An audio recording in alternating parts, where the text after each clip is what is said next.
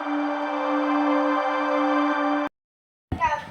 की मिट्टी बहुत उपजाऊ थी, अतः गांव के अधिकांश लोग खेती किया करते थे। इस मनोहरपुर में दो भाई रहते थे, दोनों किसान थे। उनके घर अलग अलग थे, पर दोनों में बड़ा प्रेम था।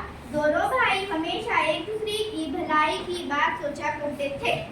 एक वर्ष पर पूरे गांव में फसल अच्छी हुई थी, कटाई हो चुकी थी। खलिहान में सबके अनाज के ढेरे लगे थे। एक दिन रात में बड़ा भाई लेटे लेटे सोचने लगा, मेरे तो बाल बच्चे हैं, वो गृहस्थी में मेरी कुछ ना कुछ मदद करते रहते हैं। मेरे छोटे भाई के तो बाल बच्चे ही नहीं है, वो अकेले सारा काम संभालता है, इसीलिए मुझे उसकी मदद करनी चाहिए। अनाज के ढेर से उसने 10 गठरी अनाज बांधा।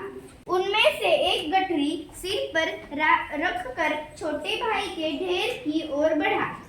ठीक उसी समय छोटा भाई भी अपने घर में बैठा था।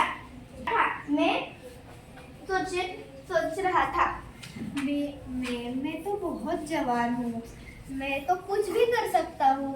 अगर इस साल खेती में फायदा नहीं हुआ तो फिर मैं कुछ और काम कर लूँगा। तो फिर मेरे बड़े भाई की तो बीवी बच्चे हैं, उनका घर का खर्च ज़्यादा है, तो फिर मैं एक काम करता हूँ, अपने अनाज से एक गठरी और मेरे भाई के अनाज में रख देता हूँ। वह भी उठा और खलिहान में गया। खलिहान में अपनी अनाज के ढेर से उसने एक भी 10 गठरी अनाज बांधा। उनमें से एक गठरी सिर पर उठाकर बड़े भाई के ढेर की ओर बढ़ा। अंधेरी रात थी, हाथ को हाथ भी दिखाई न देता था। इस वातावरण में दोनों भाई धीरे धीरे एक दूसरे के अनाज के ढेर की ओर बढ़ रहे थे। अचानक वे एक दूसरे से टकराए। दोनों चौंक कर एक साथ बोले, कौन है? दोनों भाइयों ने एक दूसरे को देखा। उनके सिर पर अनाज की गठरियां थी। दोनों समझ गए।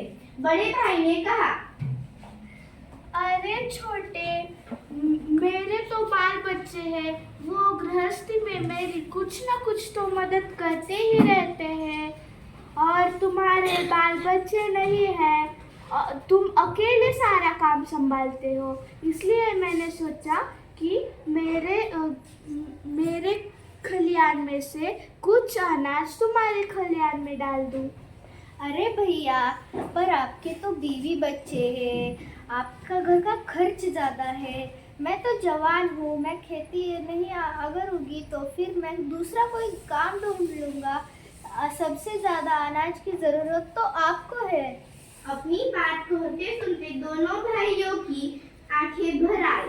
दोनों रोते हुए एक दूसरे के लग गए। दोनों भाइयों के प्रेम की यह कहानी आज भी लोग भाव विभोर होकर सुनाते हैं।